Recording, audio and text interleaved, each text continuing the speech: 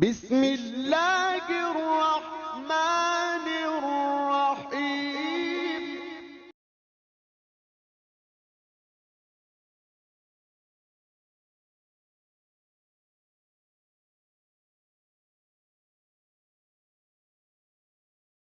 سامعین کرام، ناظرین کرام، السلام علیکم۔ سب سے پہلے ہم فاتحہ پڑھتے ہیں۔ بسم اللہ الرحمن الرحیم، الحمدللہ رب العالمین الرحمن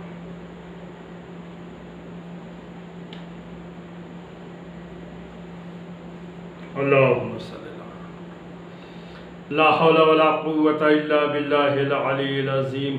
اعوذ باللہ من الشیطان الرجیم، بسم اللہ الرحمن الرحیم۔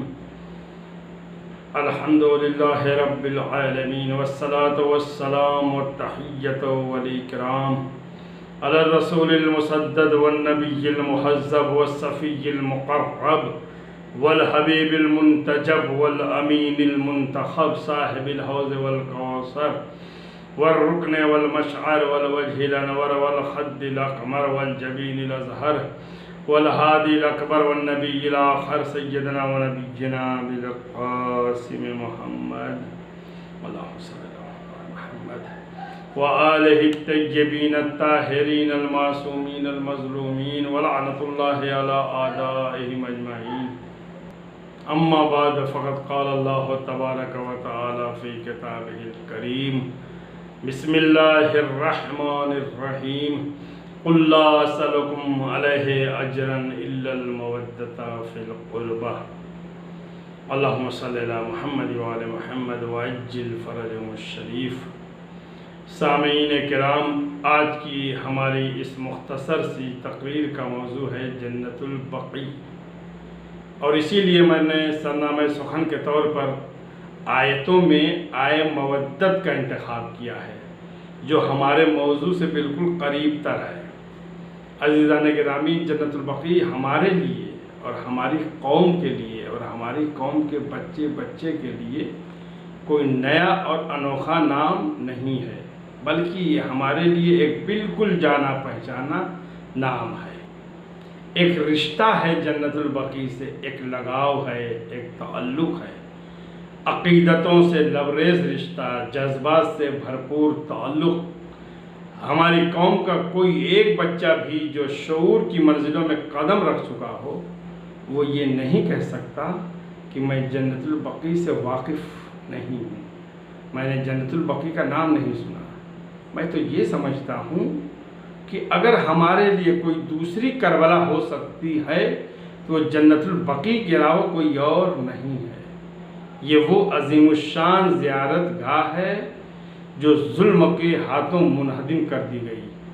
تاریخ انسانیت، بالخصوص اہل اسلام، اس سانحے پر جتنا ماتم کرے وہ کم ہے۔ جنت البقیع میں صرف ہمارے ائمہ علیہ السلام مدفون نہیں ہیں، فقط اہل بیت رسول کی قبریں نہیں ہیں، بلکہ کئی ہزار صحابی رسول کی بھی قبریں موجود ہیں۔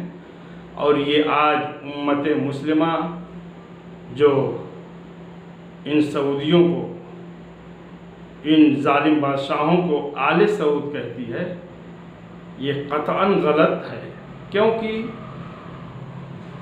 آل کا لفظ جچتا نہیں ان کے لیے۔ جیسے بنی امیہ، بنی عباس، ویسے ہی انہیں بنی سعود کہنا چاہیے۔ یہ بنی سعود کی ظالم حکومت نے جنت البقیع کو منہدم کیا۔ وجہ کیا تھی؟ صرف اور صرف اولیاء خدا سے توسل اور قبور کی زیارت کو شرک قرار دیتے ہوئے، یہ وہابیت کی فکر رکھتے ہوئے انہوں نے منہدم کر دیا۔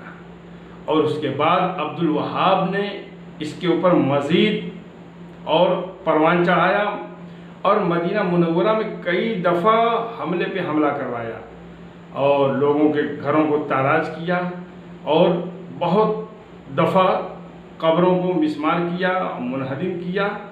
میں ایک جملہ اکثر کہا کرتا ہوں، کل کی صحابیت نے بیعت کا سہارا لے کر کے در زہرا گرایا تھا، اور آج کی وہابیت نے بدعت اور شرک کا سہارا لے کر کے قبر زہرا کو گرایا۔ اس ظالم و جابر حکومت اور شقی القلب حکومت نے 8 شوال سن 1345 ہجری کو تمام عمارتوں کو، تمام گنبدوں کو اور تمام بارگاہوں کو مسمار کر دیا، جس کی وجہ سے دنیا کے مسلمانوں نے صدائے احتجاج بلند کیا، اور ہر سال پوری دنیا میں انہدام جنت المبقی کے موقع پر جلسے، جلوس، عزاداری، ماتم، مجلس ہوتی ہے، اور خوب بالخصوص شیعان حیدر کرار، شیعان جناب سیدہ اس موقع پہ غم مناتے ہیں، سوگ مناتے ہیں،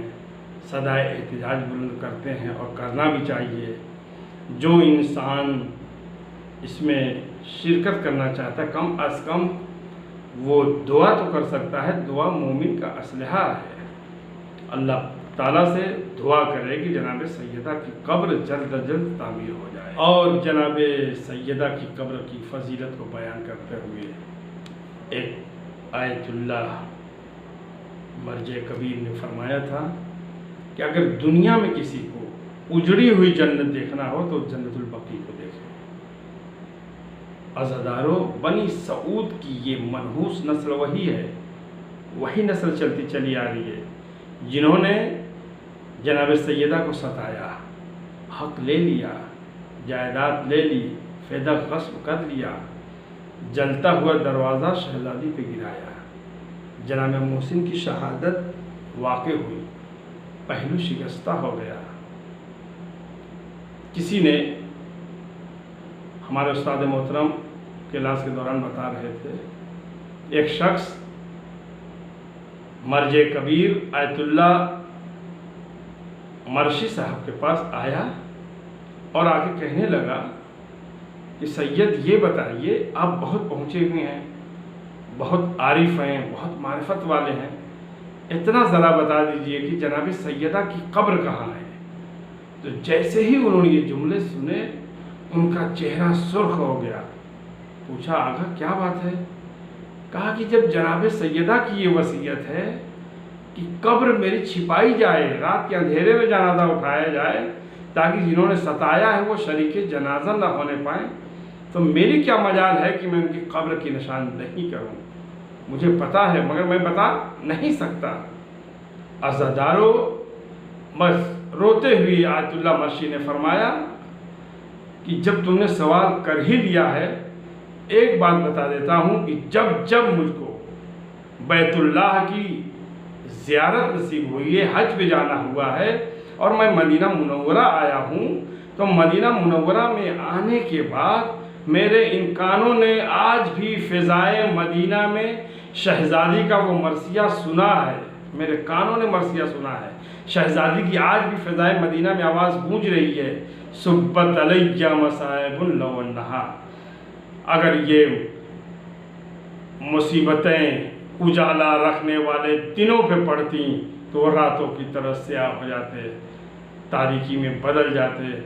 پروردگار، یہ تیری کنیز ہے جو شکوہ نہیں کر رہی ہے، شہزادی کا پہلو شکستہ ہو گیا۔ رسول خدا کی رحلت کے بعد شہزادی ہر وقت گریہ فرما رہی ہیں، ہر وقت رو رہی ہیں، گریہ کرتی ہیں۔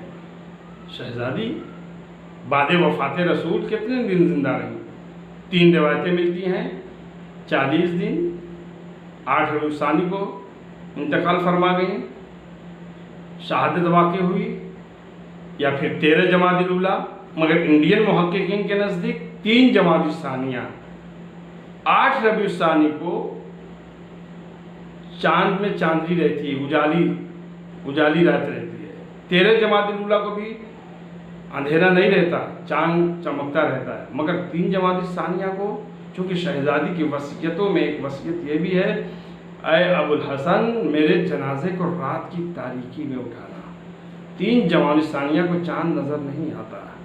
اجرکم اللہ، شہزادی کا صرف یہ شیوا ہے، ہر وقت اپنے باپ کو یاد کر کے روتی ہے، ہائے میرا شفیق باپ دنیا میں نہ رہا، اب میں اپنے بابا کی زیارت کیسے کروں گی؟ اجرکم اللہ۔ ایک دفعہ وہ وقت آیا کہ مدینہ کے کچھ لوگ مولا علی کے پاس آئے اور آ کر کے شکایت کرنے لگے، بنت رسول سے آپ کہہ دیجئے یا وہ دن میں روئیں یا رات کو روئیں؟ وجہ سن لیجئے، اس لیے کہ ان کے رونے سے، ان کی گریہ کرنے سے ہمارے آرام میں خلل پڑتا ہے۔ عزادارو، مولا کو پیغام پہنچانا تھا، پہنچایا۔ بی بی، آپ کے بابا کی امت آئی ہے، کیا کہہ رہی ہے؟ کہا چاہے آپ دن میں روئیں یا رات کو روئیں، اس لیے کہ آپ کے رونے سے ان کے آرام میں خلل پڑتا ہے۔ عزادارو، پورے شہر مدینہ میں ایک شہزادی روتی ہیں تو مدینے والوں سے نہ کھایا جاتا نہ پیا جاتا۔ شہزادی نے فرمایا، اے ابو الحسن، ان سے آپ جا کر کہہ دیجئے میں زیادہ دنوں تک زندہ ہی نہ رہوں گی، مگر میں جب تک زندہ رہوں گی میں اپنے بابا کو ہمیشہ یاد کر کے روتی رہوں گی۔ میں کہوں گا، اے مخالفین عزا، آج دیکھو شہزادی گریہ کر کے دنیا والوں کو بتانا چاہتی ہیں یہ رونا، یہ مجلس، یہ ماتم، یہ عزاداری بدعت نہیں ہے بلکہ سنت بنت رسول ہے۔ مولا نے فرمایا، اے بنت رسول، میں اس امر میں ایک تجویز پیش کرتا ہوں، اگر آپ میری بات مانیں۔ شہزادی نے ہاتھ جوڑ لیے، اے ابو الحسن، آپ میرے امام ہیں، میں آپ کی بات نہیں مانوں گی تو کس کی مانوں گی؟ مولا نے فرمایا، شہزادی، کل سے میں نماز صبح کے بعد آپ کو جنت البقیع لے جا کر کے روزانہ چھوڑ دیا کروں گا، آپ وہاں سارا دن بیٹھ کے اپنے بابا رسول خدا کو یاد کر کے روتی رہیں۔ اجرکم اللہ۔ نماز فجر کے بعد مولائے متقیان جناب سیدہ کو جنت البقیع میں لے جا کر کے چھوڑ دیا کرتے تھے۔ ایک دن مولائے کائنات جب شام کے وقت جناب سیدہ کو لینے کے لیے گئے تو شہزادی نے دور سے مولائے کائنات کو آتے ہوئے دیکھا تو فوراً داڑھے مار کر رونا شروع کر دیا۔